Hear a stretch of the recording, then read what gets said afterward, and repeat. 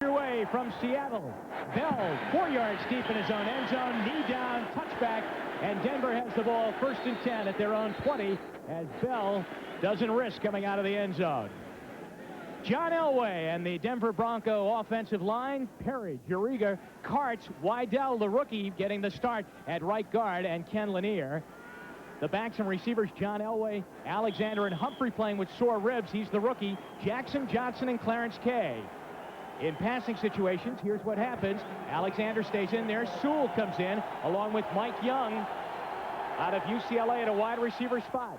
So here's Elway and the Broncos 1st and 10 at their own 20-yard line. One back in the backfield right now. In motion, the tight end, Orson Mobley. Elway tries to pass it out to Mobley, and he does. A 1-yard gain out to the 21-yard line, and he's immediately hit there by Eugene Robinson, the safety, after a 1-yard gain. Here's the Seahawks front seven: Green, Nash, and Bryant. The linebackers, Woods, Como, Wyman, and Maxwell. All right, here's what happens in passing situations. Moyer comes in along with James Jefferson into the defensive backfield. And the Seahawks secondary looks like this. Harper, Hunter getting a start today, Glasgow, and Eugene Robinson, who just made the tackle on that last play. Give Mobley 2 yards, and it's 2nd down and 8. Here's the pitch. Bobby Humphrey tries to get to the corner and can't. He's run out by Tony Woods and Nesby Glasgow. And so Denver will come up 3rd down and long, Jimmy. Well, the Seahawks have done what they've wanted to get done early in the game. That is to slow down Bobby Humphrey on the first carry. The question for Elway and this Bronco offense is, how healthy is Bobby Humphrey? A rookie coming in, banged up his ribs a week ago. He's wearing a pair of pads. He's not worn them in the past. He didn't look tentative on that play, but on the other side, there was no room for him to get any yardage. Steve Sewell checks in for Denver. Sammy Winder is in for the Broncos. He's in the backfield now along with Elway. 4 wide receivers, 3rd down and 8. A man open, Michael Young at the 25, but they'll be well short of the 1st down as Elway threw underneath. Nesby Glasgow is over on the coverage, and a good job by Seattle's defense the first time out. Anytime a club comes in here to play, the first series is vital for a visiting team. You can hear this crowd. The loudest stadium in America is right here at the Kingdome in Seattle. Mike Curran is into punt now for the Broncos, averaging 42.5 yards per punt. Back deep, James Jefferson, along with Eugene Robinson. Good high punt by Haran. Fair catch, Jefferson, and he makes the grab out over the 30-yard line to the 33. 41-yard punt by Haran, and the Seahawks offense will come out onto the field. Mattis, Bailey, Feasel, Millard, and Wilson, the offensive line. And the backs and receivers, Craig is in there with 2 of the best in the backfield, John L. and Kurt Warner, Clark, Blades, and the tight end Robert Tyler.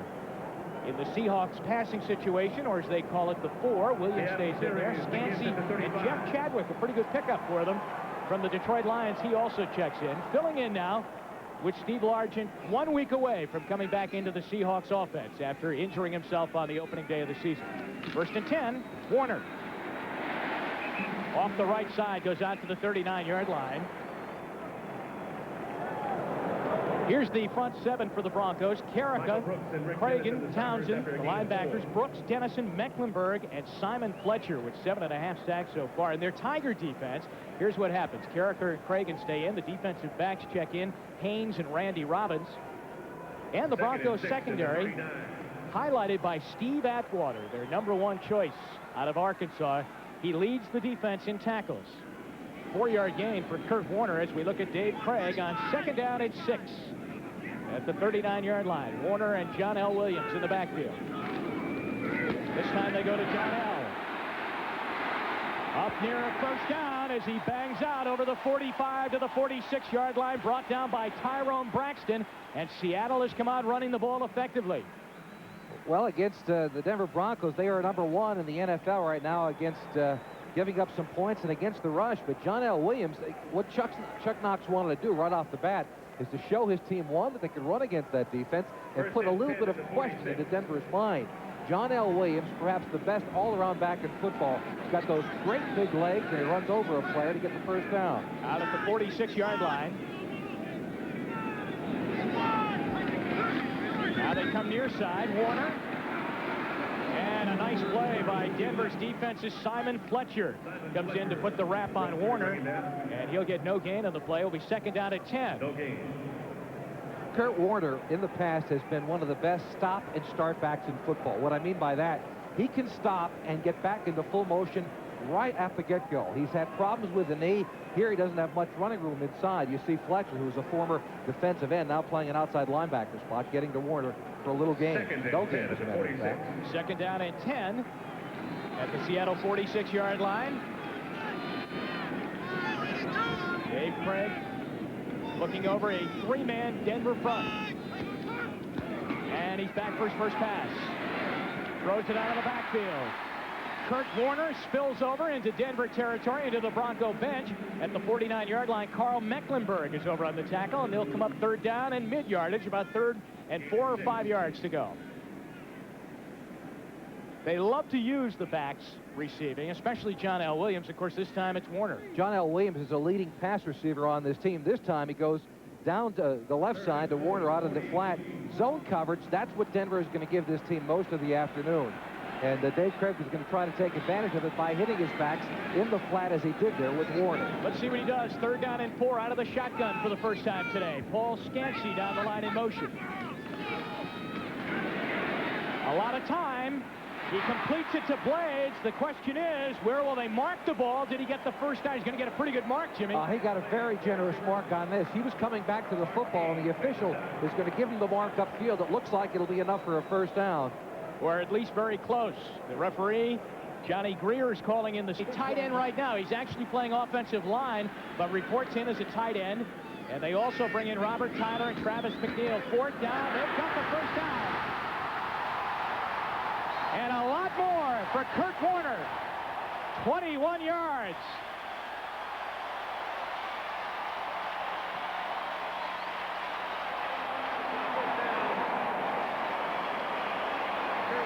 Boy, what a great call to get Warner on that left corner. Seattle goes over the left side. Mattis, number 70. Edwin Bailey, number 65, also getting a good block. And once they missed the tackle at the line of scrimmage, Dennis Smith, the safety, got caught up inside. It's Warner to the outside. Let's take a look at the line blocking again. Inside, good block by John L. Williams, helping out on the tackle, and that sprung Warner around the corner. High formation in the pitch play on first down. Warner again. And he runs for a couple of yards into the arms of Tyrone Braxton.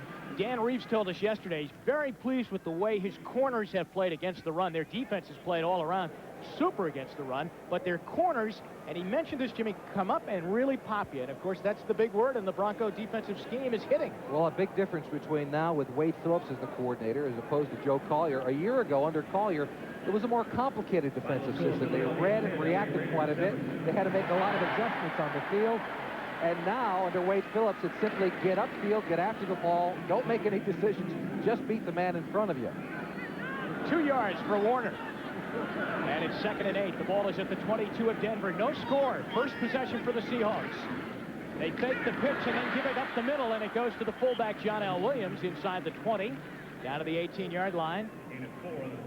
Tackle on the play by Carl Mecklenburg. So it will be third down again coming up for Seattle. Third down about 5. 3rd and 4, actually, from the 18. And John L. Williams is the man the Broncos will be looking for in this situation. He catches most of his passes on these third and short situations. The number one receiver for David Craig. And so in normal times, you would forget about a fullback and a nickel passing down, but not when you're playing against Seattle. He's the man the Broncos are looking for. Third down and 4. Big play again from the 18-yard line, trying to keep the drive going. Craig shotgun with John L. in the backfield with him. Wide open, Scansey. Trying to get in, they'll mark him short at the 1-yard line. Paul Scansey, a 17-yard pickup, and it's 1st and goal.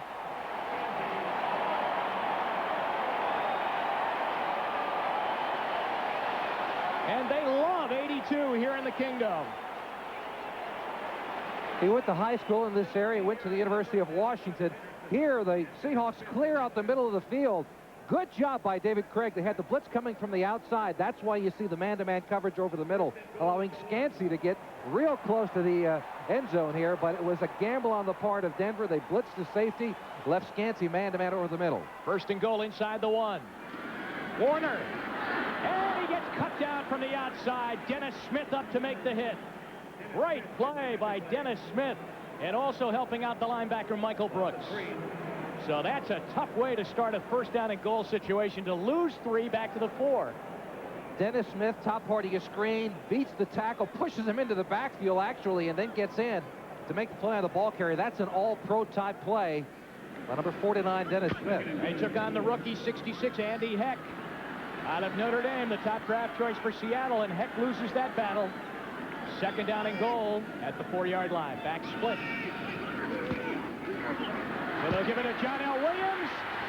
Touchdown!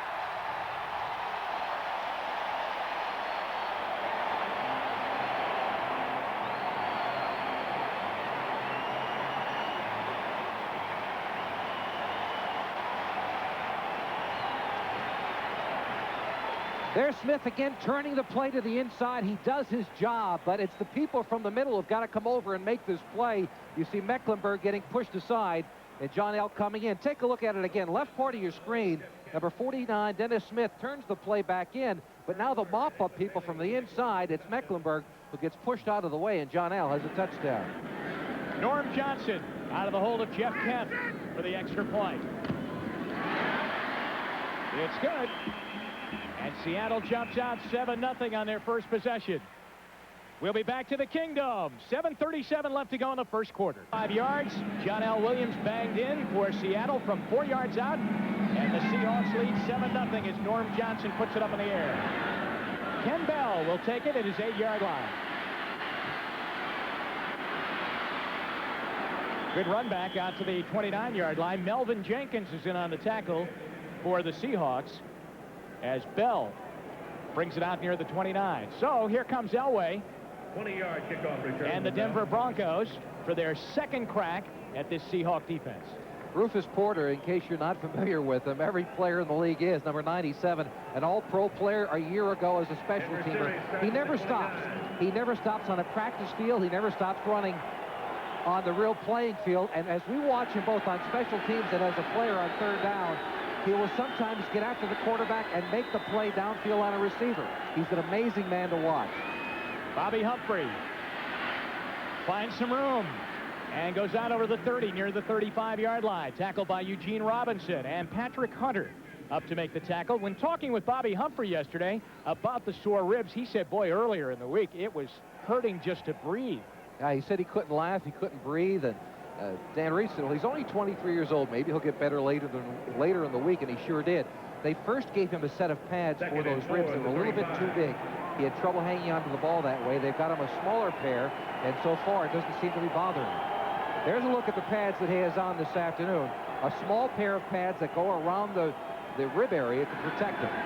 Well, he got 6 on first down, and it's second down and 4, and they give the ball off to Jeff Alexander, and Jacob Green got a helmet on him and knocked him down for a short gain. Jacob Green, 79 for the Seahawks, flew in there and put the hit on Jeff Alexander, who's been a good acquisition for the Broncos as you look at Green running out of that fullback spot. No, we talked to Bobby Humphrey yesterday about Jeff Alexander.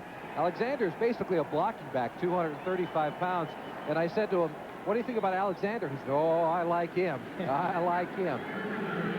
Third down short, 3rd and 2 at the 37-yard line.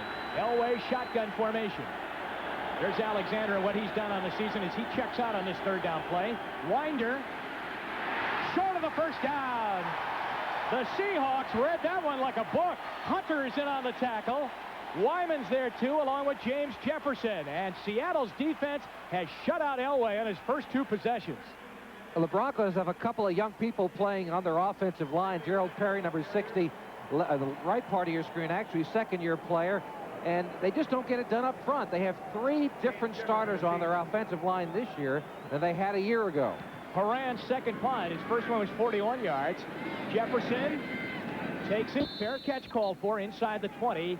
A second good punt, 49 yards. Elway trying to find the answers right now. The Seahawks lead early. Kingdom in Seattle. Seattle's second possession of the afternoon. They took the first one in for a touchdown on a 4-yard run by John L. Williams and lead 7-0 as they start from their 19 after a second Denver punt on the afternoon. Warner Finds a crease and goes out near the 30-yard line. Tyron Braxton running down. Gain of 9. And we want to welcome those of you who've been watching the Pittsburgh at Houston game as the Oilers win big.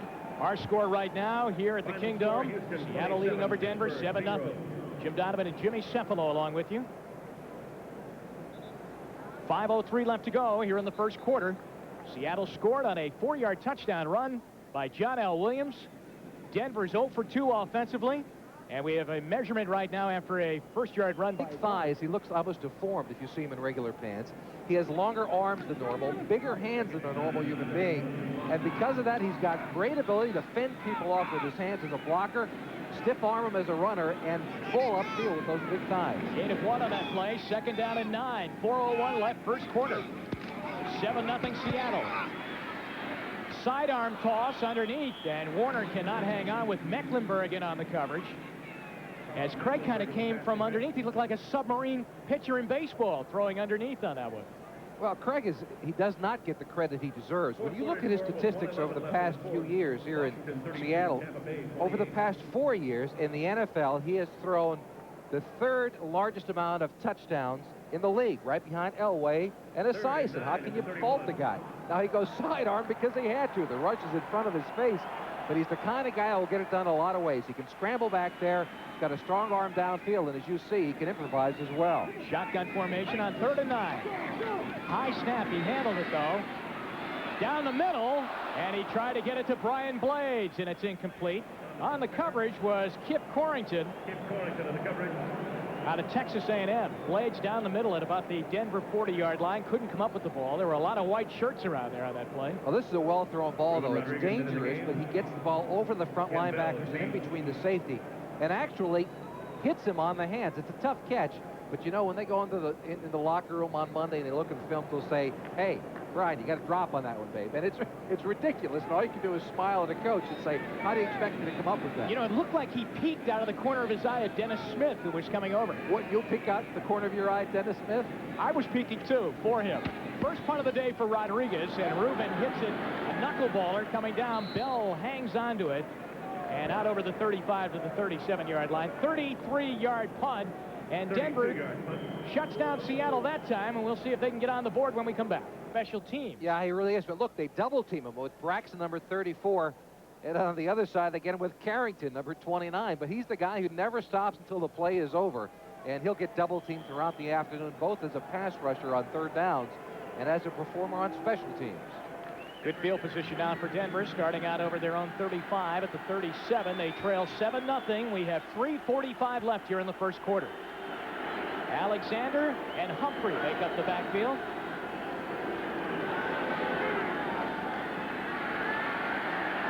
A lot of time.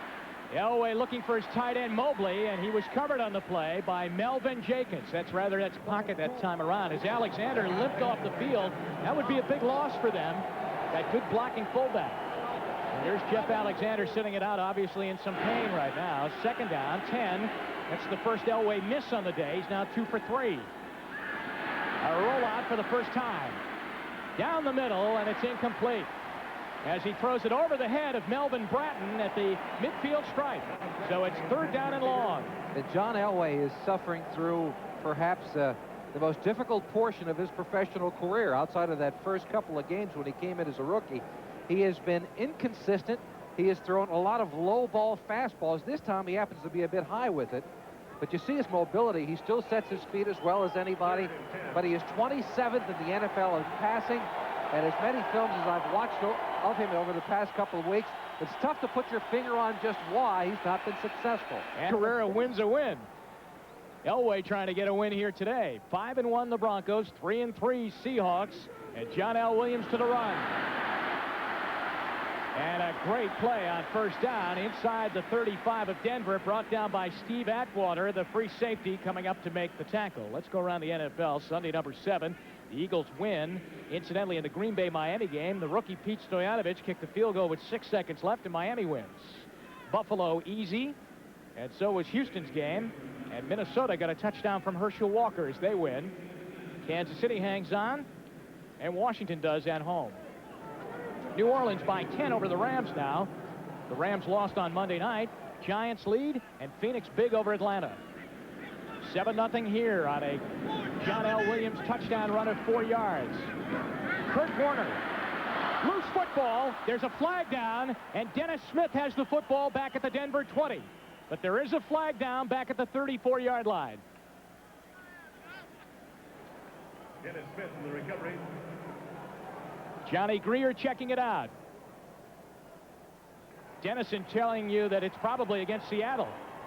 Holding. 54 offense. It's declined. First down. Big turnover as Seattle had great field position after the short punt, Jimmy, and they just give it away. Grant Fiesel, middle of your screen, number 54. He's the one called for the hold, but that's not the important part. The ball slips out on Kurt Warner. It really didn't look as if anybody pulled it out. It just shot out from the backside. Let's take another look and see if we can't find exactly how it came out. Dennison made the hit on the collar, but as Jimmy said, his helmet or nothing like that got on the ball. And how about this Dennis Smith? A week ago, he recovers 2 fumbles and forces 1, blocks a field goal. Today already, he recovers another one.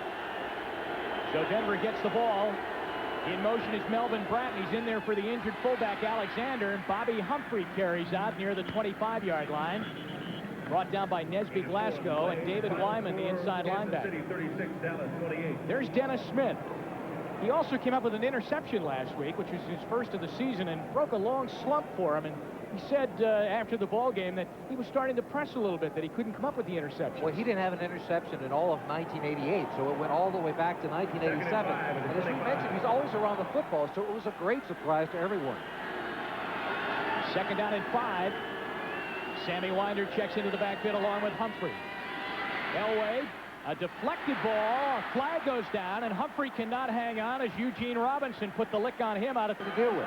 So in a best 2 out of 3 fall match, Harry gets the first ball right there.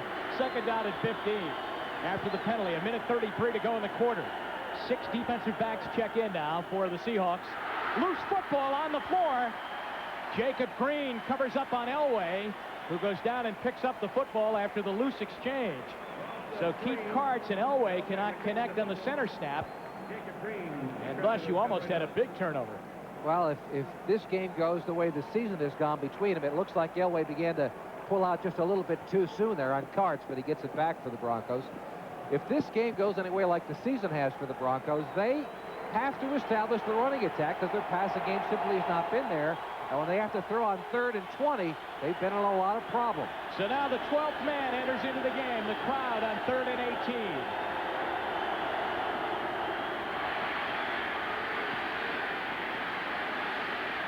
Across the middle, and it is caught out at the 25 to the 26-yard line. Dwayne Harper comes in and puts the hit on Michael Young, who makes the catch, but they are well shy of the first down by about 5 yards, and so Mike Curran must come in and punt again.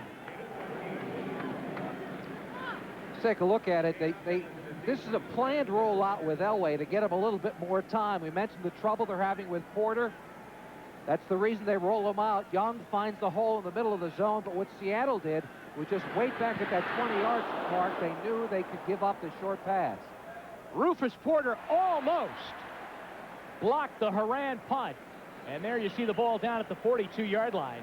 I mean, Porter comes very close to getting the football. A 29-yard punt. Haran's last 2 punts have been horrendous. A little play on the H's right there, Jimmy. There's Porter. He is disgusted with himself. He came very, very close. Outside rushing linebacker.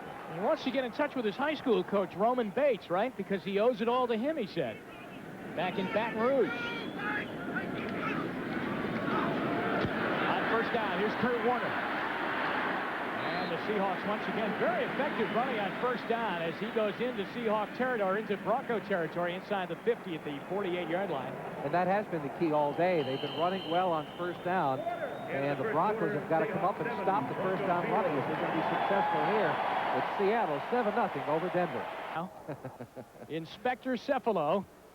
2nd down, 2nd quarter underway. Here's John L. Williams.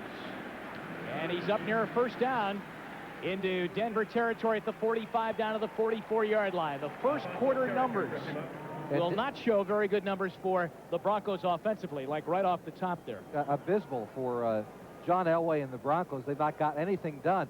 The passing yardage, Elway all year long has been poor in that category. They're 27th in the league in passing. But it's the rushing yardage that they're concerned with here today, because Bobby Humphrey has kept this team alive over the past few weeks with his running ability, and they're not getting it done this afternoon. 7-0 Seattle. They got the first down on the run by John L. Williams inside the 45. Paul Scansey in motion.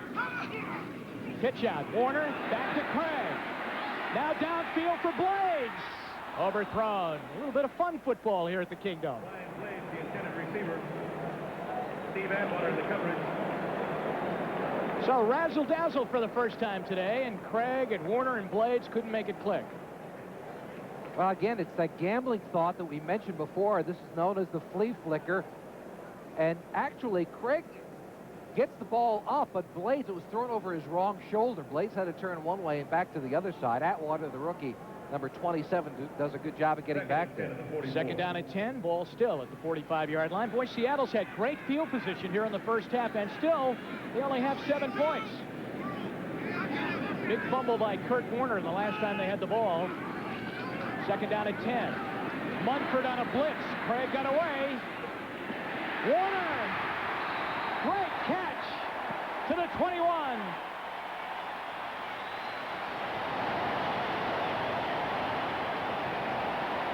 Great ability to keep his feet in bounds. Not only great ability by Warner, but it's David Craig who's stuck in the middle of the pocket. As he gets outside, he motions to Warner to get downfield, and he makes the great catch, gets his feet in bounds, and gets a 23-yard pickup. Craig got away from the blitzing linebacker, Munford, who was coming, and Craig saw him and spilled to the sideline. Now Seattle's got it 1st and 10 at the Denver 21. Take a look at it. Munford from the inside, and then Craig shows his ability to get out of the pocket and leads Warner just the right amount downfield. Jeff Chadwick checks in as wide receiver 3 in the game now for Seattle. Craig's got a lot of room, fires.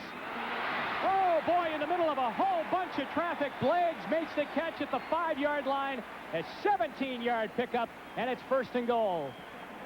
Someone made a mistake, and that's exactly what Craig is saying. Scansey, number 82, is right in the middle of the field, and so is Brian Blades. Watch them. They come from opposite sides, but wind up at the same location. That's the reason for all the traffic in the middle. The Seahawks are lucky they don't get this thing intercepted. Scansey makes the move back to the corner and then comes across the field, and he either came too far across or Blades did. Nonetheless, it turns out to be a big first down for Seattle at the 5-yard line. Simon Fletcher was down there on the tackle, 1st and goal at the 5. Travis McNeil, a tight end in motion. John L. Williams. Good pursuit by the Denver defense all the way around. Michael Brooks made the hit. Scott Curtis brought him down. As he drives him out of bounds, and so it will be 2nd down and goal, and they actually lose a yard back to the 6-yard line. Watch the block of Kurt Warner, number 28. I think he's going to get it on Scott Curtis, number 50. It gets him down, but it's the pursuit coming from the inside by Denver that makes the play on Williams on the sideline. So they're back at the 6-yard line now.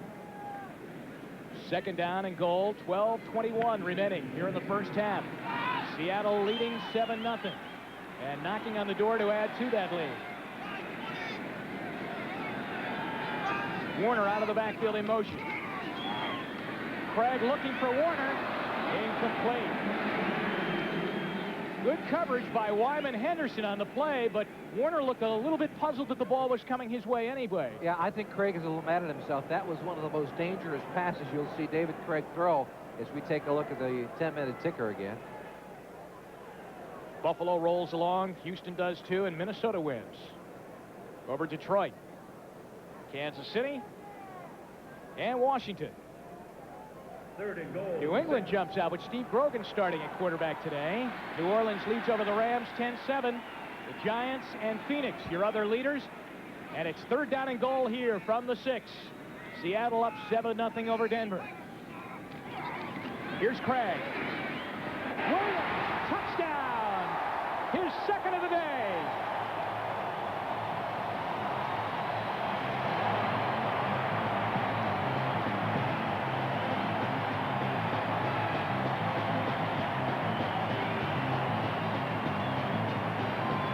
In our conversation with Wade Phillips yesterday, he said, on 3rd down, we've got to get John L. Williams covered. Here, they make the mistake. They got him one-on-one with a defensive back. That's Atwater, number 27. And Williams beats him across the middle for the touchdown. Take a look at him. Right part of your screen, there's Williams. One-on-one against Atwater, makes the move to the inside and beats him back to the out. And Wade Phillips was right on target. They got to get him covered. Oh, almost had a bad snap there. In fact, we did have a bad snap and an excellent job of getting the ball done by Jeff Kemp to get it down for Norm Johnson. John L. Williams with 2 touchdowns, and Seattle in a must-win situation is winning right now. This is the best he's ever seen at it. Not on that play, however. Norm Johnson kicks it away. Ken Bell takes it at his own 2. Denver down 14-0. Oh, right over the 15-yard line at the 17. Rufus Porter is in on the tackle for the Seahawks. We'll step out right now, go to New York, and NFL 2 John L. Williams touchdowns, one by land and one through the air. Ball out over the 15-yard line. Orson Mobley in motion for Denver. Elway steps up. And coming back to make the catch is Vance Johnson out over the 25-yard line to the 24. Let's go back now on that kickoff and watch the play of Rufus Porter. The Pro Bowler on the special teams. Take a look at him. He gets double teamed throughout. Number 97, middle of your screen. One person hits him. That's one. He stays on his feet. And he comes around from the backside to make the play on number 35, Ken Bell. Usually there are more than one people that run into Rufus Porter on a given play. Sammy Wider is in the backfield now for the Broncos. 2nd down and 4 after a 6-yard pickup on 1st down. Elway fires and Clarence Kay makes the catch out at the 30-yard line. That's good for a Denver 1st down. Darren Como is on the tackle. Kay, Mobley, and Kelly, the 3 Bronco tight ends, are all really the same way. They're so tall. And the man who is back involved with this Denver offense is Mike Shanahan, the second gentleman seated to the right. He's the one that has the hand up to the face. Right, the gentleman who was fired by the Raiders early October came back to Denver. Dan Reeves, talking to him yesterday, said he talked to all of his coaches. They all agreed that Mike was a big part of this team, and they brought him back. Bobby Humphrey goes nowhere, runs into the arms of David Wyman, the inside linebacker. Incidentally, on that play before this run by Humphrey, that was Denver's first down of the game. Also, Mike Shanahan has had a terrific relationship with John Elway through the years. And one of the reasons they brought him back is to act as a buffer between Reeves and Elway. That's not to say that Reeves cannot accomplish that feat. If you go back to Dallas, when Dan Reeves was an assistant there, he was the buffer to the quarterbacks for Tom Landry. It's just the positioning of an assistant coach. He can have a better relationship with a player than can a head man. Mobley in motion, 2nd down and 10. Jacob Green coming from the outside. Tip ball up for grabs, incomplete. Oh, did Jacob Green wipe out Elway? And the crowd applauds the Seahawk defense.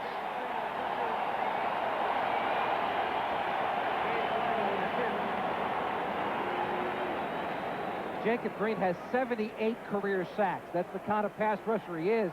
He beats Lanier, number 76, to the outside, and just levels John Elway. Elway lucky to get up and healthy after that hit. So it's 3rd down and 10 from the 31. Let's see if Seattle really pins their ears back and come on this play. 4 wide receivers in now. Elway can't hear. He's looking back at the referee, who is holding his arm up.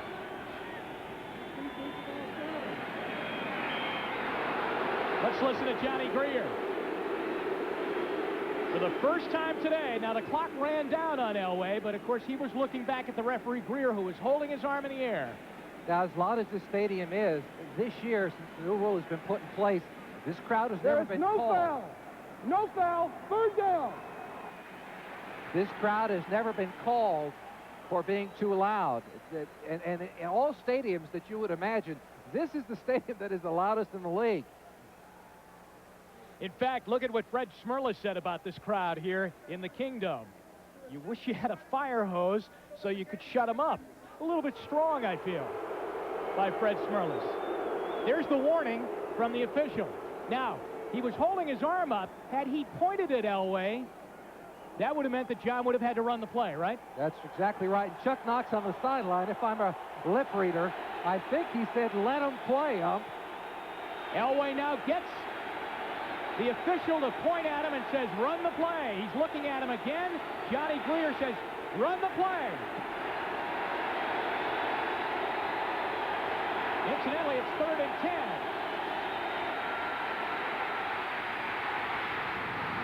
He gets away. Again, but not that time. Porter got him.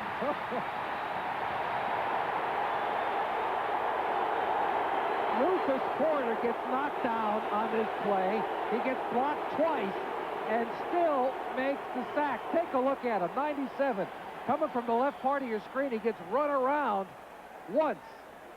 He gets up and blocked again, and guess who makes the sack? It's number 97, Rufus Porter, an amazing player. It's the 5th punt of the game for Mike Horan. High punt. James Jefferson calls for a fair catch, and over the shoulder, boy, he ran around that one a little bit at the 30-yard line. A 41-yard punt by Horan. Dan Reeves is ranting on the sideline. We'll be back in that play on 3rd down when he couldn't hear. It was a heated discussion while we were away on commercial. Elway is pleading his case, but then there's Johnny Greer and Reeves. Seattle with the ball, leading 14-0. 9:31 left to go, first half from Seattle's Kingdom. And I believe the nose tackle. And there you have it on Sunday number 7. And right here, it's 14-0. Seattle. Here's Kurt Warner's short gain up to the 40-yard line. NFL Live update. Let's go to Bob Cotton at 2 now for Seattle with Warner and John L. Williams in the backfield. The ball is at the 39-yard line of Seattle. John L. Williams sweeping. And he'll get the first down out near the 44 of Seattle and over by the Seahawk bench. And Seattle continues to run well on first down. They leave them with the 2nd and 3 coming out of the gun. And what you look for by Wade Phillips and the defensive people from the Denver club is to blitz a little bit on first down. Maybe stick Atwater up in the middle, or the other safety coming from the side. Dennis Smith can try to stuff up that front because it is 1,000-mile protection. First home win here today of the season. And again, on first down, they find a pretty good hole off that right side as John L. Williams goes out over the 48. Coming into today's game, they were 0-2 here at the Kingdom. That's very un-Seattle-like. Well, they've never been 0-3 during the Chuck Knox years, and so they're trying to avoid that again today. You can see the domination of Seattle. Just 1 first down for Denver. 10-1 right there, 14-0 on the scoreboard. Elway's offense has been completely shut down today. 2nd down and 5. 5 yards on that first down run by John L. Williams. Scansey in a wide receiver spot.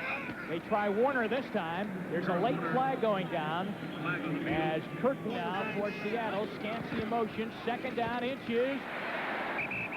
And the Warner flop goes for a first down. He scored on a touchdown last week like that in San Diego after about 3 of those, though. In fact, they got stopped on a 4th down on a dive by Warner, but San Diego had a penalty called on them, and so he got another crack and then went in. Here it is, his first of the afternoon. Good extension. Gets submarined from right from the beginning. Actually, there was penetration inside of the Seattle line, and that's the reason why he gets clipped at the line of scrimmage and does not get a lot of distance on his lead. 6:20 to go in the half. They move the sticks. Seahawks have it at the 44 of Denver.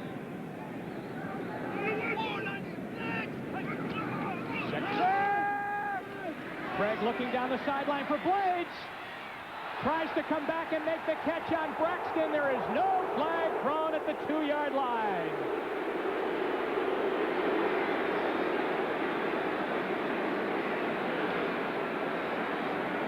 Well, it will be interesting to watch this one. Well, it's Dave Craig who underthrows the ball because Blades had beaten Braxton down the sideline. Let's see if he gets pressure. He does from Fletcher, number 73, coming across. But you can see he's got a step on him. Now, that is not face guarding. I'll tell you why. As we take a look at Fletcher coming inside, the tight end releases. It's Warner who misses him, and that's the reason for the underthrow. Face guarding is only when a defensive back waves both hands in front of a receiver. Braxton did not do it on the play, and so there should not have been a call. As you see, 2nd down and 10. Craig steps up, fires for Lewis Clark. Down at the Denver 25-yard line, a 20-yard pass play and a first down. This is a tremendous throw by Dave Craig. This is called a double zone by Denver's defense. They have a short man and a deep man. Henderson, number 24, is short. Seattle threatening again now at the 25 of Denver. John L. Williams. Good cutback.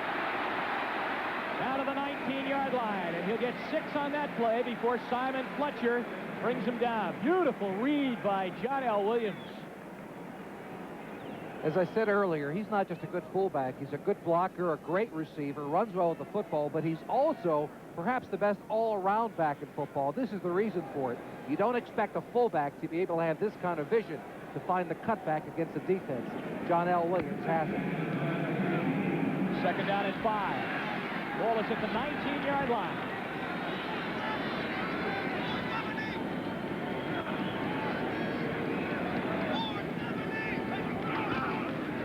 And this time they go to Warner. And he gets tripped up in the backfield.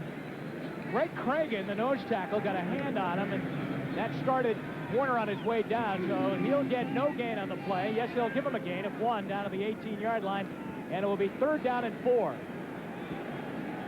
Now, the two people that you got to watch out for if you're playing Seattle, John L. Williams on third and middle distance, about 4 or 5, and also Scansey, who they like across the middle. He is their Mr. Third Down. And that's what's going on. Wade Phillips, the defensive coordinator at Denver, playing a little mind game, trying to cover those two people, forcing Craig to go to somebody else.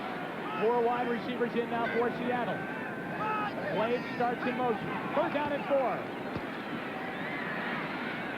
There's Scansey, a tough catch for him, and he can't come down with the ball as Haynes is in on the coverage. All right, it's time for an update. Let's go to 3. Jim? All right, thank you, Bob. Seattle has a big miscue on a field goal attempt of 36 yards by Norm Johnson. Jeff Kemp never saw the snap. He was looking back at Johnson. Seattle snapped the ball and hit Kemp in the face guard. Watch what happens here. He wasn't expecting the snap. Denver comes up with the football, and Seattle gives 3 points away. We'll be back to the Kingdom. What happened? Kemp was not ready for the snap looking by Grant Fiesel, and Fiesel's got to look back and wait for the signal by Kemp before the ball is snapped. So Denver gets the ball out over the 20-yard line on 1st down. Elway's back. Jacob Green right on him, and a drop right there as Clarence Kay does not hang on to the football, and John Elway is just having a tough afternoon, although it appears as though Kay should have had that one. There's the fullback, Jeff Alexander, who went out early in the game. Now they've put kind of a walking cast on there. As he heads to the locker room, he's done for the day. And that is one of the problems Denver is having this afternoon. He's the big blocking fullback who's paved the way for Humphrey and Winder for most of this year. And without the big blocking fullback, they're not opening anything up in front. Alexander to the locker room, back out of the field. His teammates face 2nd down and 10. Paul Moyer charges up to the line of scrimmage. Elway fires, incomplete. I think that Jeff Bryant got his hand and knocked the ball off to the right side, and he did. Denver has 33 yards total offense right now. And you can begin to see the frustration in the eyes of John Elway. He's not been able to establish a running attack. His offensive line has deserted him on the passing game. And here he gets one ball knocked down by number 77, Jeff Bryant. Well, he'll really hear it from the crowd now on 3rd down and 10. It was in this area of the ballpark in the Kingdom that he couldn't hear the last time, but was told to run the play by the referee, Johnny Greer. Not too bad this time, but that's going to be very bad as Porter can't put him down. Elway throws, and it turns into a big play as Orson Mobley makes the catch and takes it down to the Seattle 44 from disaster to a goldmine play. I mean, Rufus Porter had him ready to put him down. Well, Porter, no one touches Porter again on this play. They've got to start double teaming him. He was just as surprised that no one touched him as Elway was. Now on the other side, it's Orson Mobley who ran a short pattern, then moves up the field for 36 yards. They doubled their total output for the day. The first big play and the first break for Denver today. Johnson in motion. 1st and 10. Elway quickly fires. Almost picked off. Melvin Jenkins got in there and almost came up with the interception.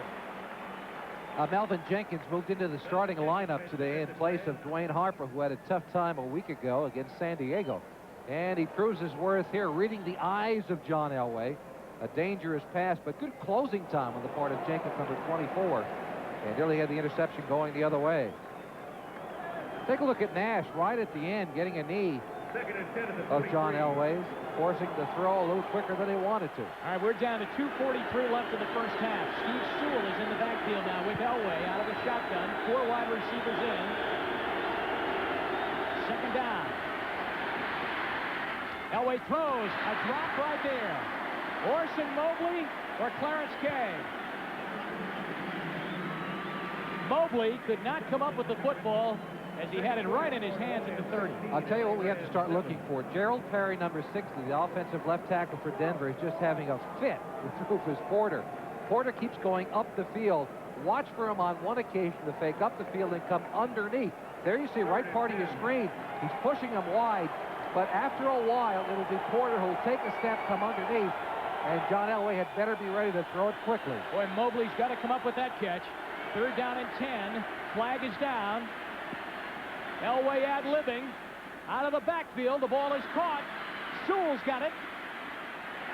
At the 36. Remember, there's a flag down now. And you will participate in that function with me. And I have a feeling that Rufus Porter might participate in that function as well, the way he's playing. Right now, our early exit polls show that he is ahead in the voting. 3rd down and 5 after the penalty. 38-yard line, 2:27 left. First half, 14-0. Seattle. Elway again in traffic, but a fine catch by Steve Sewell. Sewell in heavy traffic hangs on to the football, close to a 1st down. In fact, Johnny Greer says you got the 1st down. And the Broncos are going to try to get a play in before this 2-minute warning. They'll have to hustle, though. I don't think so. They're huddling up. They're not going to get it off. It's going to come down to 2 minutes left to go in the half. As you look at David Treadwell, who's only missed 1 field goal so far this year. He's 12 for 13. And it is time for the 2-minute warning.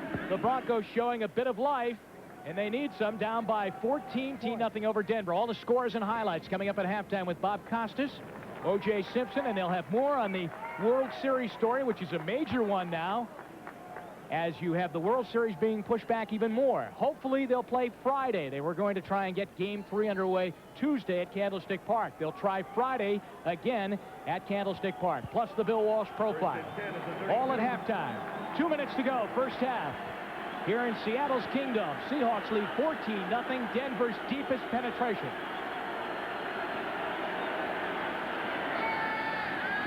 Elway rolling around, a lot of time. Look out, getting a rush. Coming in there was Vernon Maxwell, the right outside linebacker, and Elway had to get rid of the ball. He simply didn't have anybody to throw to on that play. One of the reasons, Rufus Porter is putting such pressure on this team, they're leaving the backs in to try to help out with him. And Elway only had 2 receivers downfield into the pattern. No one to throw to. He had to toss it away. But that's the effect that a Rufus Porter can have on an offense. He's forcing them to keep the tight end and the backs in. 2nd down and 10. Now Elway has 2 in the backfield with him. Out of the shotgun. Incomplete. Orson Mobley was the intended receiver at the 20-yard line. He had 2 men on him there as Paul Moyer was over there, along with Nesby Glasgow and Melvin Jenkins. Actually 3 defenders there. Mobley looked a bit surprised that the ball came his way. He kind of flinched.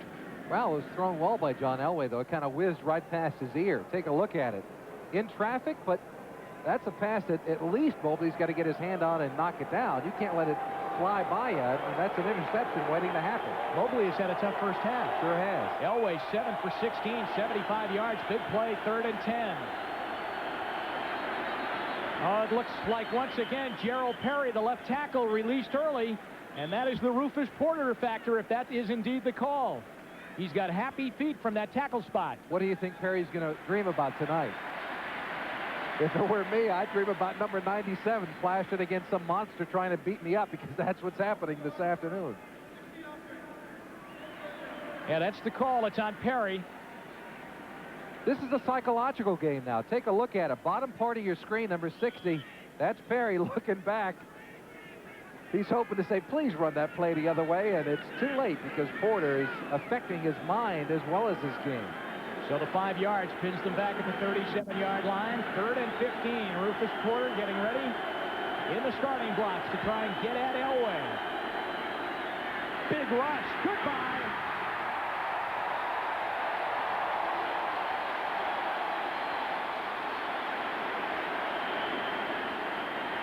Give it to Jeff Bryant, the 3rd time today. Elway's been sacked.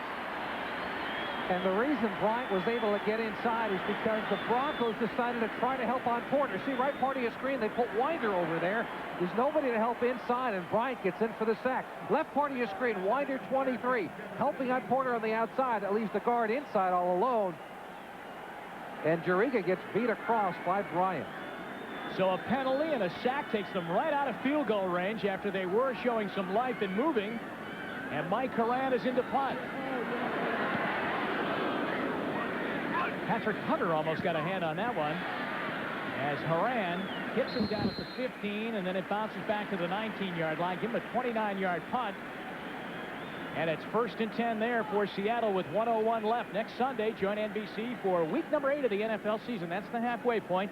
It all starts at 12:30 with NFL Live, 12:30 Eastern Time. Then most of you will see a key AFC Central Division battle as the Oilers travel to the Dog Pound to face the Cleveland Browns. Some of you will see the Chargers take on the Seahawks, plus regional action. So check your local listings for the game at time in your area. Never fun going to the Dog Pound in Cleveland. Elway on the sideline. Showed signs that they might be able to get on the board, but they couldn't. So from the 19, Kurt Warner, with 1:01 to go in the half, runs it outside, and he goes outside of the 21-yard line. Brought down by Simon Fletcher. New England is tied at 10-10 on a Greg Davis field goal. The Rams continuing to trail at home. This will be a 40-second timeout. Giants lead 6-3 at the half. Phoenix 21-3 over the Atlanta Falcons, who picked up a win last week over New England. That's in the second quarter. And with 50 seconds remaining here in our first half at the Kingdom, down in 9. John L. Williams out to the 20-yard line, and Denver calls an immediate timeout to stop the clock because they figure that maybe they can force Seattle to punt the ball away and maybe get a crack at some pretty good field position. Now this telegram, 4 wide receivers in, so it's out of a passing formation now. That's Scansey coming down the line in motion. And Craig will put it up. Out of the backfield, too far in front of John L. Williams, and the clock stops now with 40 seconds left in the half. With a pretty good return, so his confidence was back. They almost yanked him out of there after he had bobbled a few punts. Here's Bell at his 37. Well, they are right on him at the 40-yard line. 43-yard punt, 4-yard return. There's Stevens, number 94, climbing out of your picture. He with the new chin strap. That Today, as you were there at our meeting, it said that the other players are mad at him because when they practice, he goes too far or too hard out. Elway now with 29 seconds to go in the half. To the sideline from Michael Young. He's got it, trying to get out of bounds. He did not get out of bounds, and then he tried to fumble out, but the official says keep the clock going with 19 seconds to go. Denver has to get up there to the line of scrimmage. 18-yard pass play. It is 17 and a first down. Young out of UCLA. After that catch. Now, the clock should be running. They're winding the clock down there. I don't understand why it stopped at 19 seconds. They had to get the sticks down there. Incompleted pass to Young over by the sideline. But it took an awful long time for them to get the sticks in place that time, and I think that's the reason why the Seahawks were a little upset about it. It gave more than enough time for Denver. John Elway to step in and throw it out of bounds, saving that final timeout. And Reeves yelling out to Elway, and that's what Chuck Knox is saying right now. Why? I think that's exactly the point he's making. Now, wait a minute. Why wasn't the clock starting? And he's yelling out to the referee, Johnny. Hey, Johnny, what's the story with the clock? That's saved. But doesn't want to give up a score late. Complete to the sideline and racing out of bounds is Vance Johnson. And guess who got away with one on that? Gerald Perry, number 60, was leaning again, trying to stop Rufus Porter from getting upfield. They're trying to help him now. They are bringing the back, Sammy Winder. But take a look at him. A little you know what? It's like being a little bit pregnant. You either are or you're not. You are either offsides or you are not offsides. There is no middle ground. Jim, there's a stork right over here waiting for you at halftime. 11 seconds left. Third down at 3. Perry moved that time, I think. 42-yard line, third down and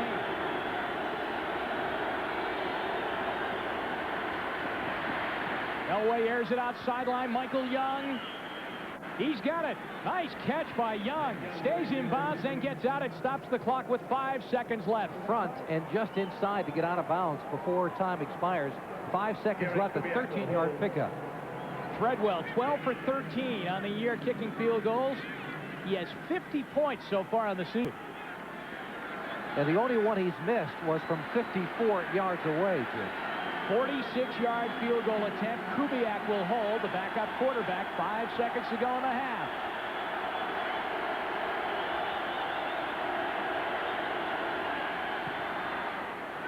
Went right down the middle. Off the bar. No good.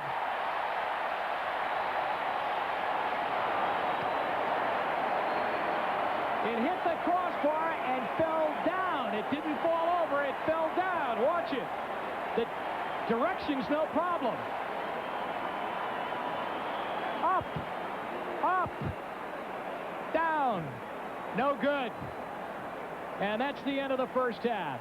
Nothing went well for those guys. Into the locker room they go as Seattle leads 14-0 here at the half. And James Jefferson and Elroy Harris are back deep for Seattle as they get the first crack at the football here in the second half, and it's Jefferson. A flag comes flying from upfield as Jefferson goes down to the 30-yard line. We'll check out the flags by the 15, and that's where they start here in the second half. Joe Montana with the sprained knee being attended to in San Francisco after he was carried off. Sprained knee for Joe Montana. Dave Craig and the Seahawks on first down go to John L. Williams, and he carries up over the 15 out near the 18-yard line. It's been Williams and Warner. They have been able to run the ball, in particular on first down. First down's been a good down for them. That's been the key. Both Williams and Warner coming off the ball. That time, Cragen doing a good job of beating the center Fiesel and getting up into Williams to hold him to about a 3-yard gain. Second down at 7 at the 18-yard line. Second and 7 at the 18. Brian Blades and Paul Scansey, the wide receivers. Just 2 in the lineup right now. The tight end is Robert Tyler, and he lines up in a slot right now off the line of scrimmage. I didn't know we're supposed to use 3 bags. And now comes in motion. Sweep to Warner. Ooh, big hit by the Broncos as they came up to shut the play down. Simon Fletcher came in there and really put the hit on Warner. He came flying through. Fletcher turns the ball back inside, gets rid of the blocker, and then gets up upfield. But I think the one who comes flying in is Dennis Smith, number 49. Let's try to take a look at it. See, he throws Williams away, and then it is Smith who dives up and through. But Fletcher, playing well all season long, does the job against Warner. We have an injured Seahawk. Their left tackle, Ron Mattis, is being helped off the field right now, flexing his left leg. There he is going to the sideline. That would mean that their rookie, Andy Heck, would come in, their top draft choice out of Notre Dame. So Heck reports in at left tackle, and Seattle's got a third down and 5 now at the 20-yard line, leading 14-0. One back in the backfield, that's John L. Williams. Atwater coming on a blitz. They beat the blitz with a pass across the middle to Blades for a first down out over the 30-yard line. 11 yards and a first down for Blades. It's a good read by both Blades and Craig. When they see the blitz coming from Atwater, what they do is Craig looks immediately to that side and gets the slant pattern, the quick slant, because he knows he has man-on-man over the quarter. Haynes trying to get over and make it. But take a look at it. He knows he sees the blitz coming. He breaks his pattern off to the inside and picks up the first down. They're out at the 32-yard line, first and 10. And Craig has him back up. So an important first down because it's kind of a sleepy start to the second half. The crowd quiet, just getting back into their seats. Not that big roar that we heard throughout the first half. And they're trying to get their offense back on board here. Flag goes down in the vicinity of holding as we see John L. Williams bring it out over the 35 to the 37-yard line. Denver pointing that it is against Seattle, and it is holding.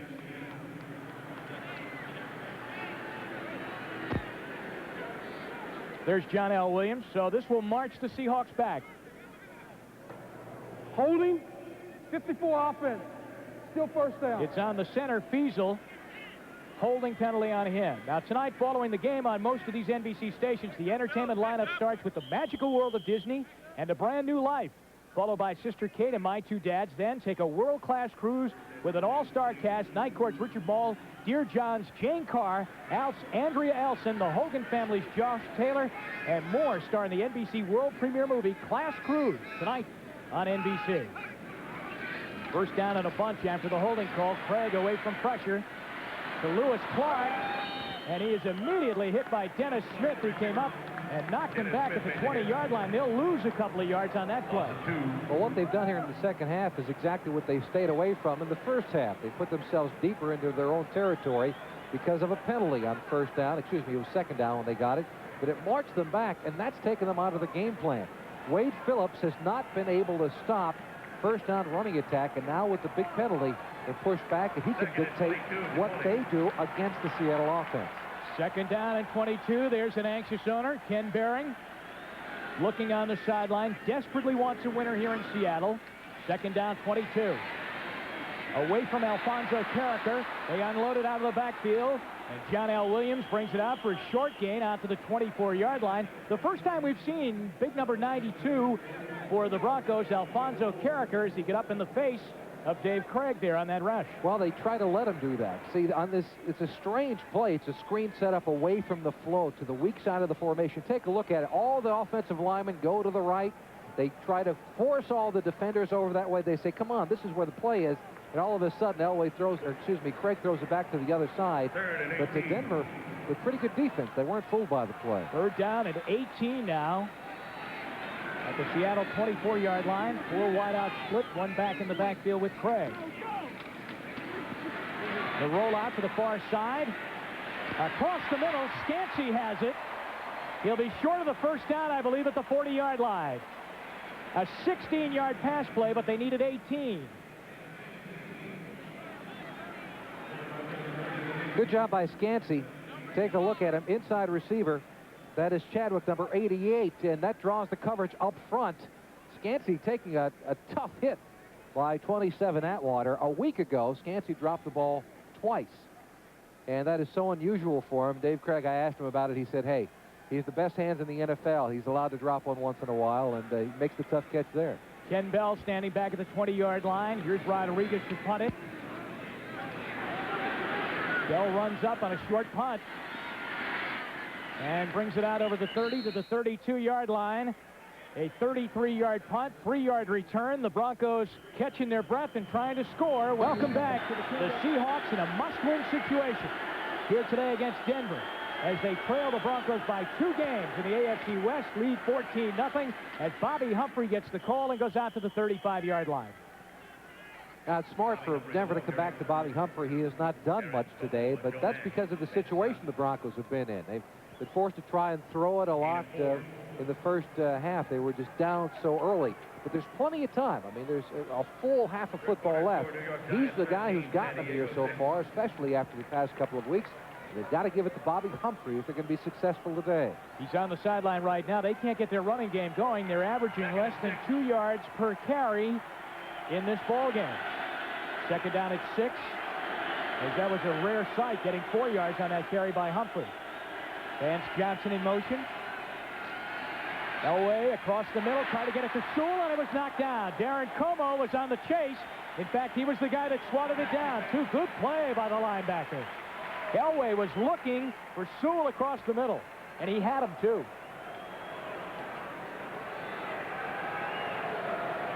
Take a look at it, left part of your screen. Como with his hands up in the air, a low throw on the part of Elway. I mean, Como's not a big guy, and he simply stuck one hand partially up in the air and knocked it down. A low pass by John Elway.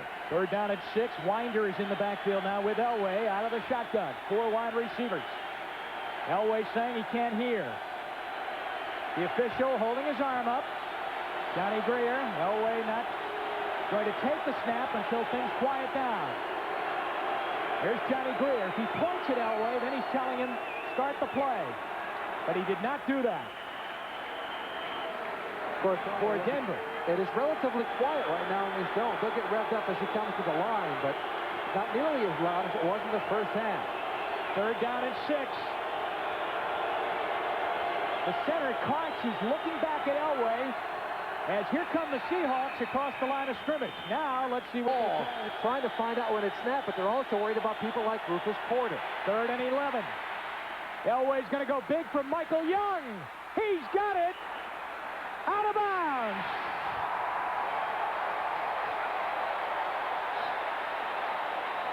We might need some replay on that one, Jimmy. That was an absolutely perfect throw by John Elway, and from this angle, I got to tell you, I agree with Elway. It seemed that Michael Young was in bounds, but here's the eye in the sky to tell us the truth. Great throw by Elway, right over the head of the defensive back and into the arms of Michael Young. 1 foot, 2 feet.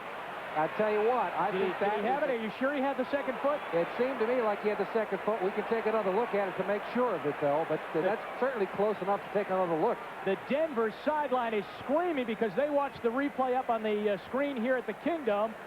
Elway saying, yeah, and then, oh, it's been that kind of day when the official ruled him out. Take a look at it. When does he have the football? Does the first foot get in when he gets the football? He's got the ball. 1 foot. 2. Yes. 2 feet. That's a catch. Michael Young and John Elway should get that one and a first out for the Broncos. There's the read. He has the ball, and now the foot is down, and the second one comes in. There's no question about that. That's a catch for Michael Young. Here's the call. Review. The pass is ruled complete. It's a good catch and a heck of a play by the officials there to see it.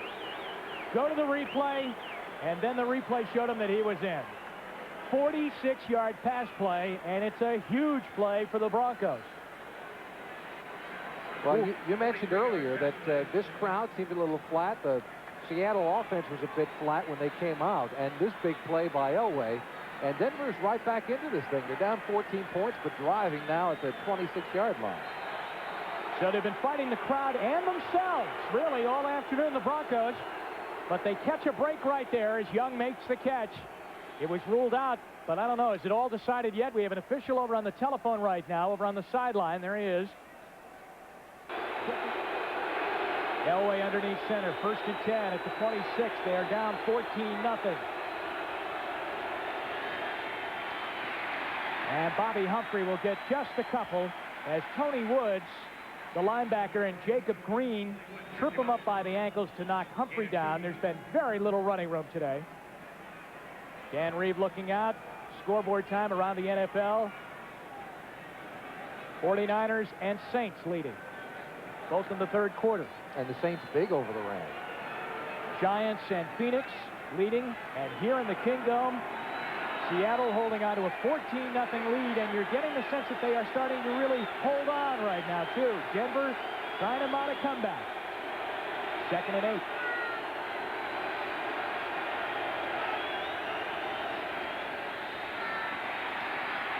Elway flushed, and he'll throw it away into the end zone, and out of the end zone with Eugene Robinson and Patrick Hunter trying to get the ball at the back end of the end zone.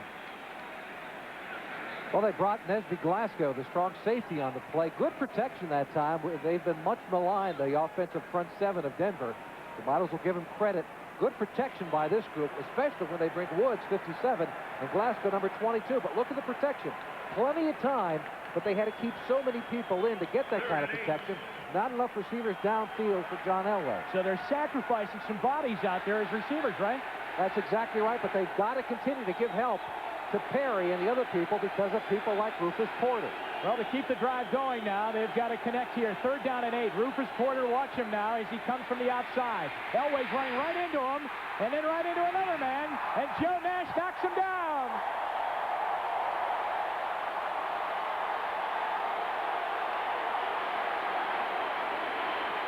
It's the 4th sack of the day of Elway. First it was Porter, and then running away, Elway ran right into Nash. Gerald Perry, number 60, doesn't do a bad job on Porter. Gets him outside, gets those arms out, keeps him out there. He does a great job, the best that he's done, but that allows the inside play of Joe Nash to come up inside. Again, that time, the Broncos had 4 receivers in the play, and not enough for Elway to find somebody downfield. All right, they're going to attempt a 47-yard field goal. Kubiak holding for Treadwell. He's 0 for 1 on the day. He's 0 for 2.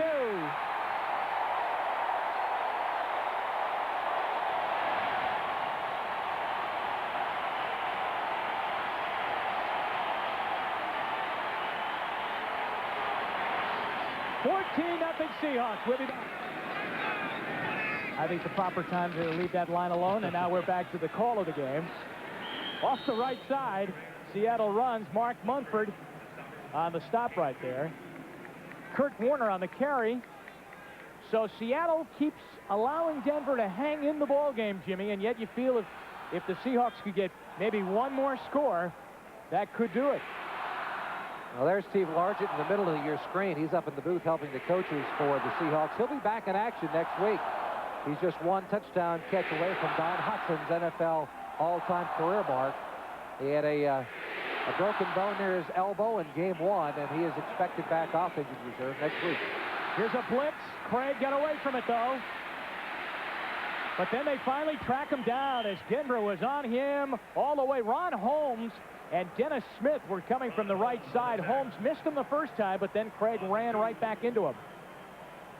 Let's take a look at it. I mentioned Craig has some good mobility. He can move around in the pocket. A little nervous feet a bit, more than enough time, but he simply had no one downfield.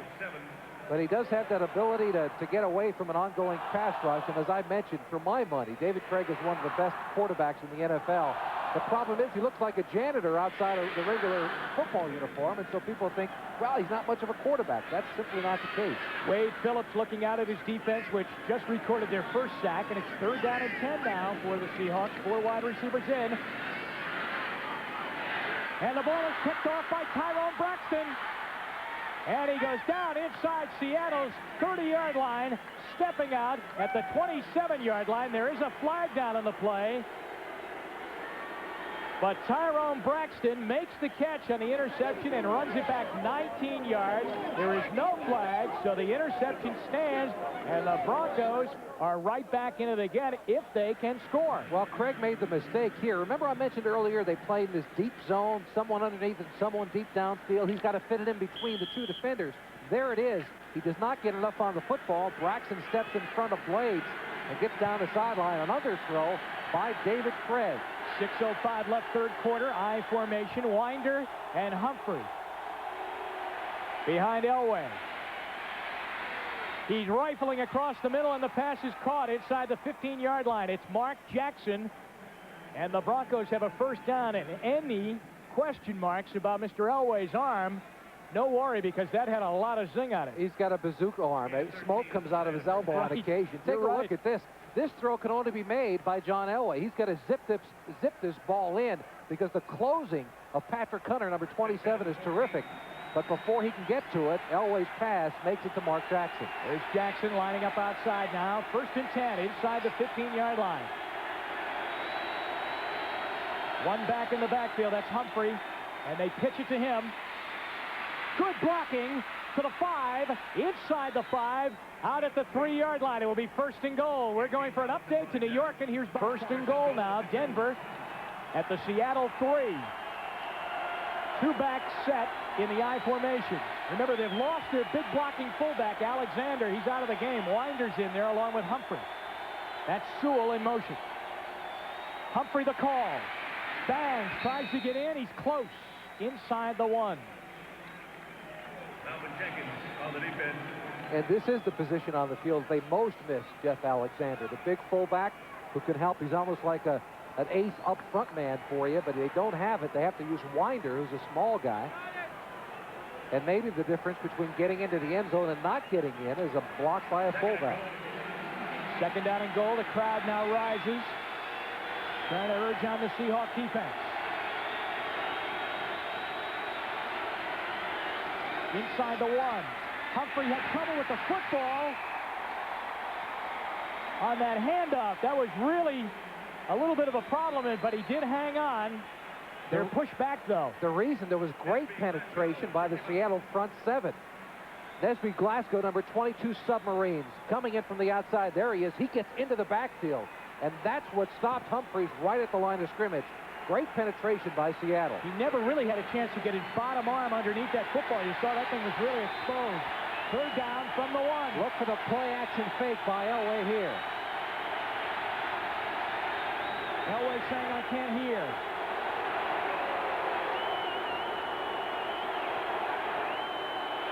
Johnny Greer holding that arm up.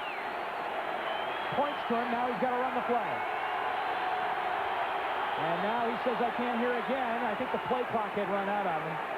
If the disruptive crowd noise continues, the defensive team will forfeit a timeout or be assessed a 5-yard penalty. Now this crowd has got to be Ask for smart, your cooperation. because if they're penalized, it changes the play calling of the Denver Broncos. They're at the 1-yard line now. It may be some play action here.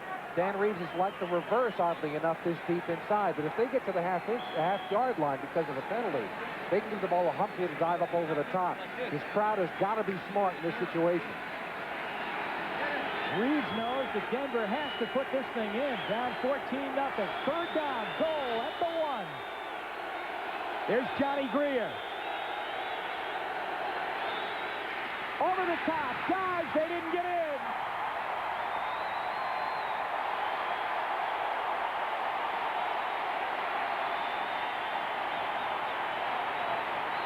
Winder could not get in. And it's fourth down and decision time. Last week, take a look at it again. Again, the great penetration by Nash up front. That submarines the running back, and he does not get into the end zone. Another look at it. Great job by the defensive front of Seattle to stop, and Elway even goes down. They got back in very quickly and got him on the ground as well. So it's 4th and goal. Inside the 1. Reeves looking out. I formation, Winder and Humphrey. Elway stands up, saying he can't hear. He wants quiet. All right, the crowd does die down. But they have run the reverse to Sewell, number 30, in this position before, and with the great penetration of Seattle, look for some kind of misdirection play by the Broncos. Looking out. 14-0 Seahawks. But the ball is inside the Seattle 1. It's 4th and goal.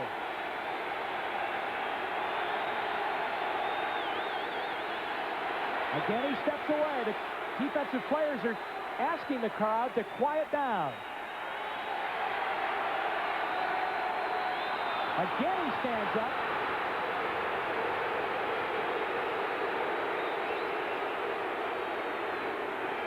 If they move that thing another 6 inches into the end zone, they may cost this team a touchdown.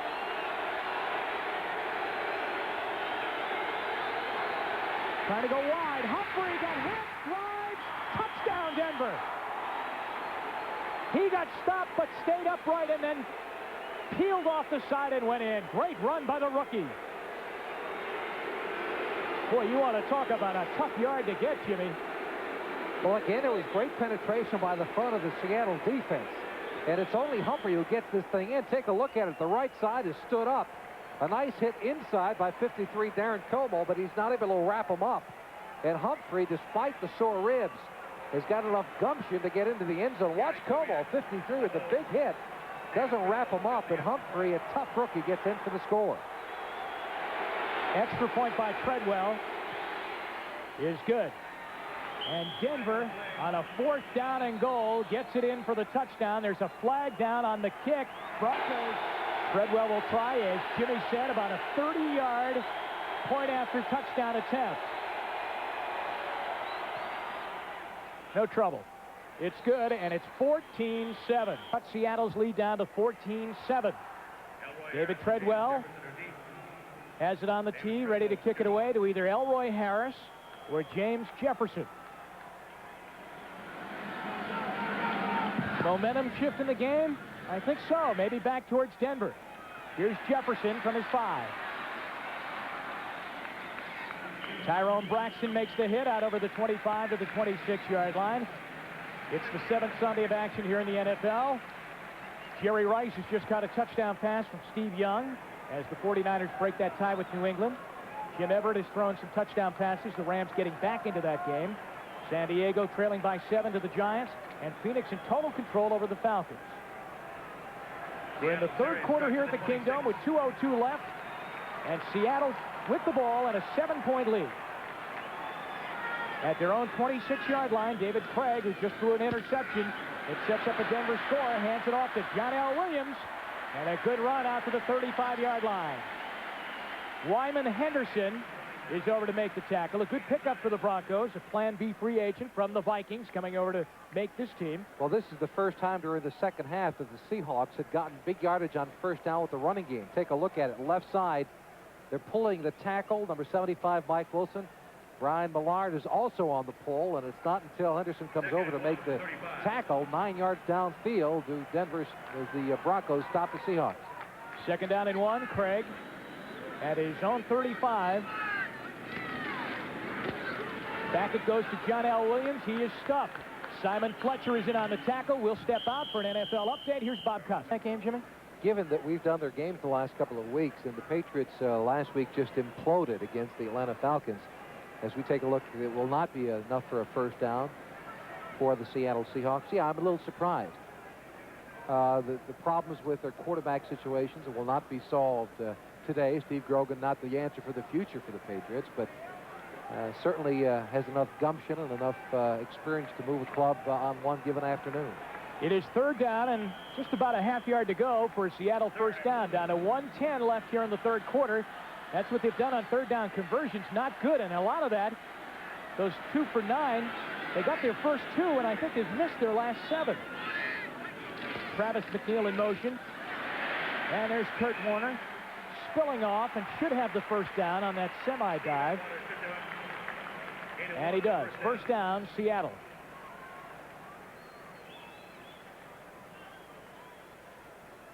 There's been a lot of criticism lately of Kurt Warner, and I don't think it's deserved in many ways. He had one of the most severe knee injuries that any player in the NFL has ever experienced. Yet he got back onto the field and has played fairly well given that injury. He's quite a ball player, tough, hard-nosed running back. Play action fake, and Craig up top for Scansey. Oh, what a hit put on Scansey after he made the catch across the middle. I believe that's Steve Atwater. It is the rookie who went head-hunting on Scansey after a 16-yard pass play for a first down. And you can't ask for a better pass pattern. There's a look at Scansey running the defensive back off before making the break. There's much too room up there. Tyrone Braxton, number 34, giving much too much room to Paul Scansey. He simply does not have the speed to dictate playing 12 yards off. That's the end of the third quarter. Seattle holding on to a Denver on defense has got to do to affect Elway and the offense of the Broncos. Yeah, Gerald Perry was having a handful trying to block him as Warner gets the carry on first down and goes down to the Denver 43-yard line. Gain of 3 yards, make it second down and 7. 14-7. Seattle led 14-0 early. Had the lead at halftime. Denver got on the board on a fourth down conversion from the 1-yard line on a run by Bobby Humphrey. As we start the fourth quarter. Dan Reeves, it's really been a battle for him on that sidelines all day long. His team easily could have been blown out of this place in the first half, but their defense has kept them in the game. And indeed, a defensive turnover, an interception by Tyrone Braxton set up the score. Look at Warner change directions. A great play by Michael Brooks to come in there. He almost took the handoff with Warner, and that blew that play apart.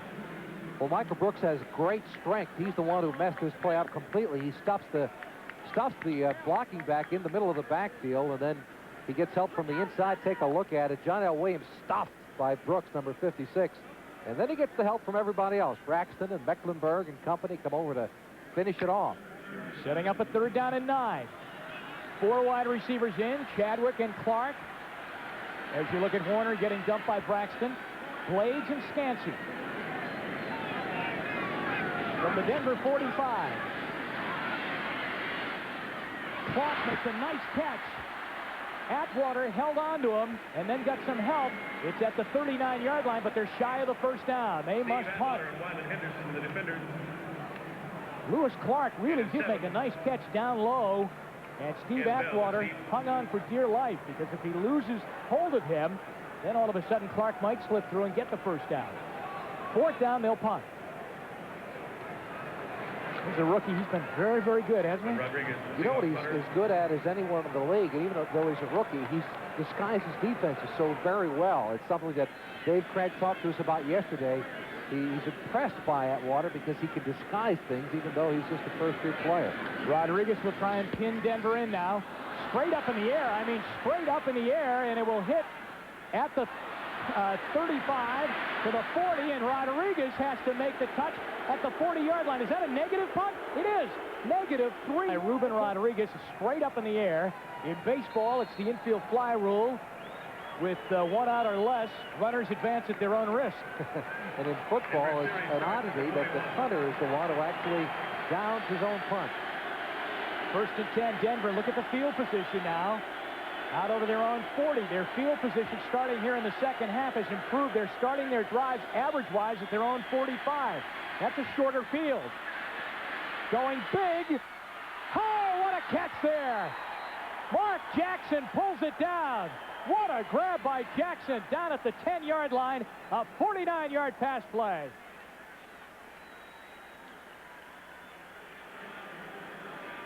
A bit of an underthrow by Elway, but he puts it in a position for his receiver to get it. He's going against Melvin Jenkins, number 24, and that is a tremendous catch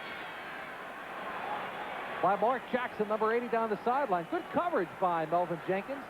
You can't do it any better, and Elway puts it into a position, a bit of an underthrow, but that is all Mark Jackson who puts it away. They're at the 10-yard line, trying to tie the game up. Orson Mobley, the tight end, down the line in motion.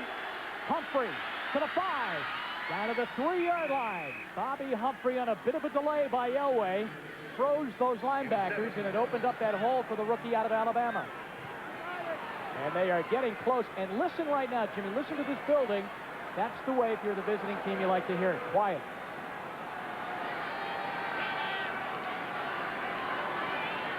At halftime, something happened to this crowd. They lost momentum, and so did their team when they walked onto the field. 2nd down from the 3. Off the side, and David Wyman is there to make the tackle along with Darren Como on the run by Bobby Humphrey. Wyman was the first guy there. They didn't fool him as they kind of sent everybody to the right. Now we have a little altercation after the play. Clarence Kay in there. Wyman's in there along with Eugene Robinson. Again, it's the delay. Mobley, number 89, helping on the middle of the field. He is the tight end they send in motion, but the right side of the Seattle defense not buying it. Wyman in, making the big play. Wide receivers checking out of the Denver offense right now as Chuck Knox is hoping that his defense can dig in right here and hang on to a 7-point lead. Sewell checks in, and they've got tight ends across that line of scrimmage. Kay and Kelly and Mobley. Elway asking for quiet.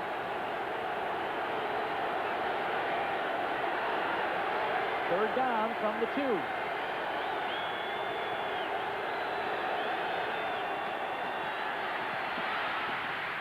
Touchdown, Clarence Kay.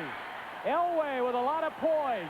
Didn't seem to have anybody to throw to, and then found Kay. There's a flag down now, and it might have been because of celebration by Kay in the end zone. Well, Melvin Jenkins was upset. He was pushed, apparently, and I'm going to say apparently, by Clarence Kay. That is what he is claiming. He continued to argue, and then a flag flew. Whether it's on Jenkins, number 24, we're not certain, but he did hit the deck when coming into contact with Clarence Kay. Unsportsmanlike celebration after the touchdown. The touchdown is good. We'll put a hands on the kickoff. You're absolutely right. Now take a look at it. Clarence Kay, number 88, middle of your screen. What happens here? It's actually just a good move on the part of Kay, and Jenkins hits the turf. And there's the unsportsmanlike celebration. That's a bit of a cheap call, though. I mean, he spiked the football. Yes, it was in the face of the other player, but I've seen worse. Yes. David Treadwell will set the extra point. I have to give you a one-word answer, but yes. David Treadwell for the tie game here. It's good, and with 10:23 remaining. Now, Melvin Jenkins, 24, take a look at him, middle of your screen. He falls down and is upset and turns back to the official, but Kay spikes it. right of the face of the defender, Patrick Hunter, number 27, and there's the call. Jefferson, the 25 out to the 26-yard line. A nice one-on-one tackle made there by Kip Corrington 13 yards. as he comes in to make the stop. So the penalty doesn't come back and give Seattle all that great a field position after the excessive celebration penalty. 49ers by 7. The Saints leading the Rams in the fourth quarter. The other games going on. The Giants by 7 over San Diego, and Phoenix leading Atlanta. And here at the Kingdome with 10:15 remaining in regulation time, that's our story. 14-14. Dig in. It should be a great last 10 minutes and 15 seconds. Jim Donovan and Jimmy Cephalo with you in this AFC West battle. Craig trying to light the fire again. The ball is caught by Tyler, the tight end, and he brings it out to the 39-yard line. Robert Tyler out of South Carolina State has put the tight end back in the Seattle offense this year, albeit not today. Well, they lost Mike Tice to Plan B free agency, and they wind up with Tyler, who was on injured reserve all of last year, but he shows the good hands, remarkably good hands for a big man. Gets enough for a first down. 12 yards on the pass play out to the 39-yard line. Lewis Clark and Blades are the wide receivers. What Tyler's done, as you see him lined up right on the end of the offensive line on the season. On first down, John L. Williams. A flag goes down, and I believe it's going to be called against Seattle. Now they're saying that the ball is down, and Mecklenburg has it and is running with it into the end zone. On the loose ball, he goes in for a touchdown, perhaps. They're saying that the ball was fumbled and that Denver has it at the Seattle 40-yard line. There was a flag thrown. It was going to be against Seattle anyway. Here's the play. John L. Williams with a simple dive play up the middle. That is Smith diving over the top, kicking the ball out, and Mecklenburg falls on it for Denver. Now, no one touches him. Then he says to Mumford, get off me. Get off me and let me run with this thing. Now, the whistles were blowing, and that's the reason they bring it back to the 40-yard line, but actually there was not a Seattle Seahawks player who dove up on top. That's your replay official, Al Sabato. The ball is at the 40-yard line. It's all Broncos right now. In a tie game, they have come back from a 14-point deficit. Elway to Humphrey. And look at their running game start to open up, too, as he bangs inside the 35-yard line down to the 33, where he's tackled by the safety, Nesby Glasgow.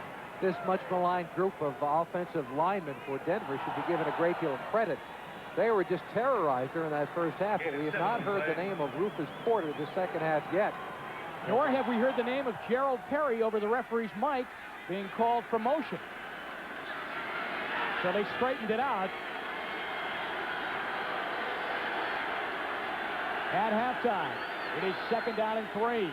Humphrey nailed behind the line of scrimmage by Bryant. Jeff Bryant scissors in to bring Humphrey down. A clarification, or at least a description of on that fumble play. As soon as the whistle blows and the play is down, there can be no replay on it. And Mecklenburg is up with that fumble, as Humphrey will get tagged for a loss here. From the inside, it is Bryant, number 77, darting away from his right end position. He beats everyone down the line, including Gerald Perry, number 60, again the culprit. A tough day, both running and passing by Gerald Perry. 3rd and 3, shotgun.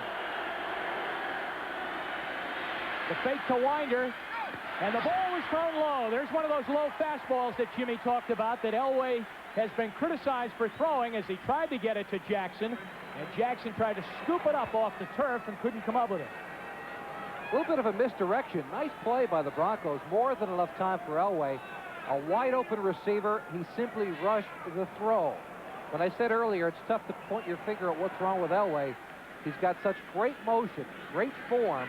There, it was easy. He simply rushed his throw. It should have been a completion to Jackson. On 4th down, Elway is over to the sideline, was pleading his case that maybe we should go for it. And indeed, he was starting on his way out to the field with another play when he was summoned back by Dan Reeves, and they'll go with Treadwell or Horan. They're going to punt it. They'll punt it as the clock is down to 0 right now on the 45-second play clock, and that will cost them 5 yards. So indecision on the Denver sideline gets them flagged right here.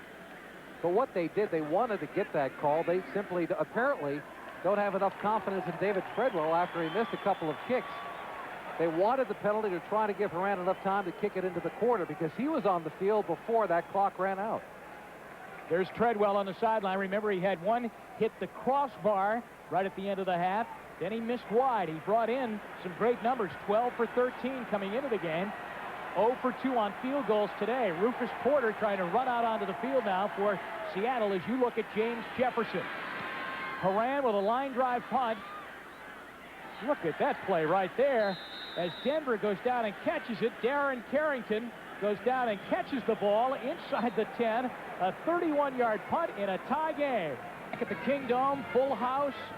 But they have watched their Seahawks, who are 0-2 in this building this year, blow a 14-0 lead and allow Denver to come back and tie it 14-14, and now they're pinned back inside their 10 with 8:03 left in regulation. Scansey down the line in motion. Kurt Warner runs it out over the 10. Rick Dennison makes the tackle. And a flag goes down right into the pile. Personal foul. Denver nailed for a personal foul.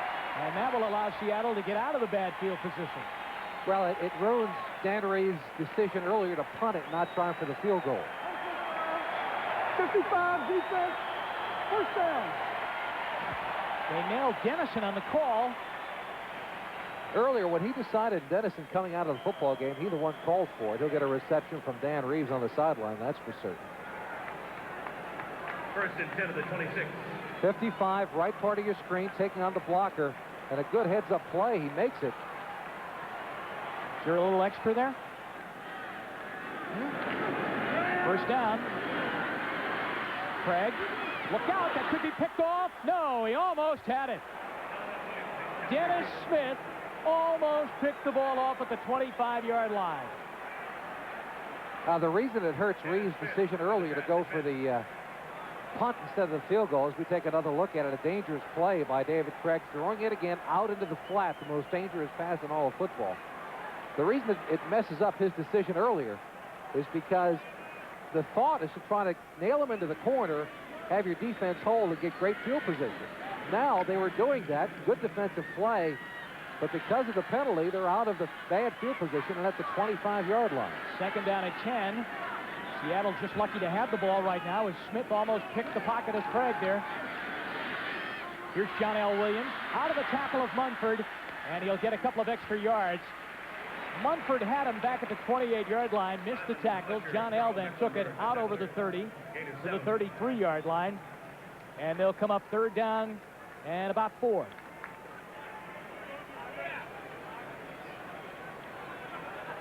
Williams slipping a tackle initially, and he sets up a better third down situation for his team. He beats the one tackle before Mecklenburg, and company comes over to nail him. And it'll be third and about 3 yards for a first down. 6:55 left in regulation time. We're tied. Remember, the Broncos came in here with a 2-game lead in the AFC West over Seattle and the Raiders have already lost today. Craig out in the flat with a flag down. Scansey makes the catch, has the first down, but the play is on hold as the Bronco defense catch it pays the price as Patrick Hunter coming in and dropping him right in his tracks. Dangerous play by Bell. He muffed a couple of kicks last week against the Colts and does a good job to hang on, but his decision-making needs a little bit of an improvement. Orson Mobley moves in motion. It's first and 10 for Denver. Elway fumbles the snap. There's a loose football. Seattle pointing that they have it, and they do.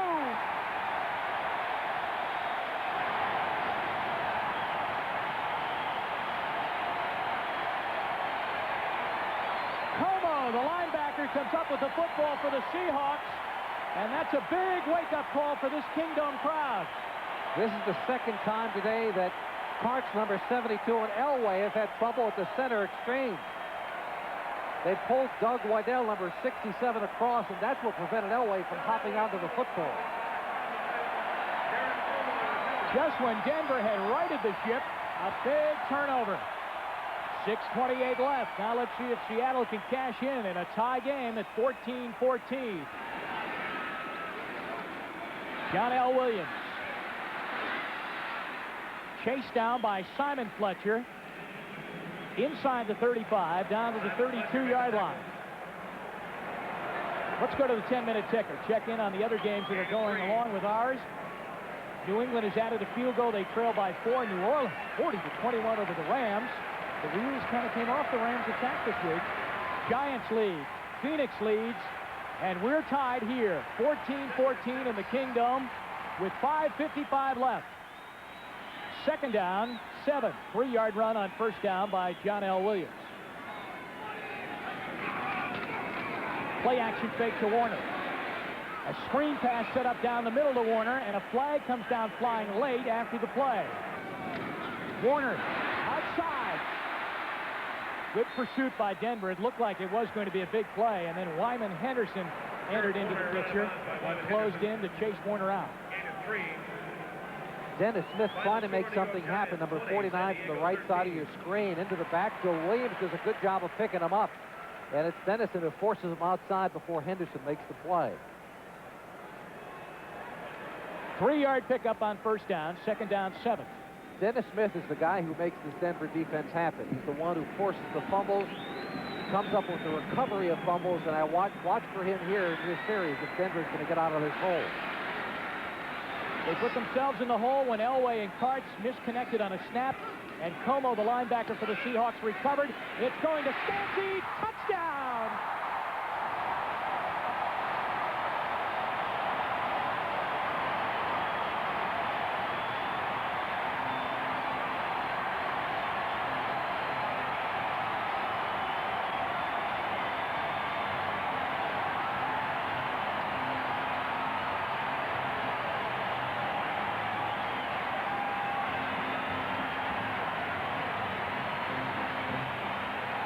Well, the Stancy fan club is growing in leaps and bounds. Here's the touchdown strike and a perfect throw, Jimmy. Craig looked to the right. It was